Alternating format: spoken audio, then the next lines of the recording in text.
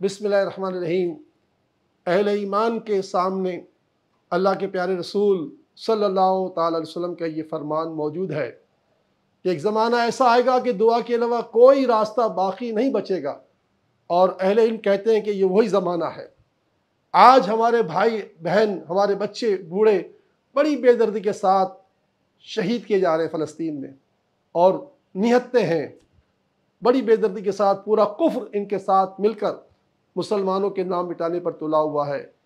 बैतुल मुक़द्दस की सरज़मीन पर कब्ज़ा है और हम बज़ाहिर कुछ नहीं कर सकते, मगर हम अल्लाह के प्यारे नबी की बात पर अमल तो कर सकते हैं। अपनी पाँचों नमाज़ों में अल्लाह से दुआ करें कि अल्लाह हमारे इन भाइयों की तो हिफाजत फरमा, और ये वहशी दरिंदे जो इन्हें मिटाने पर तुले हुए हैं, अल्लाह तू इनको मिटा के रख दे। तूने अबाबील के ज़रिए भी अबरा का नामो निशान मिटाया था, अगरचे पूरी दुनिया के मुसलमान उनके काम आए या ना आए, मगर तू तो परवरदिगार है। तो बस ये काम हमें करना होगा, अपने हिस्से का काम करना होगा। और साथ साथ अल्हम्दुलिल्लाह सैलानी वेलफेयर आज तक दुनिया में कई ममालिक में काम कर चुका है, जब भी मुसलमानों पर परेशानी आई है। मगर हम इस वक्त किसी चंदे का अनाउंस नहीं कर रहे।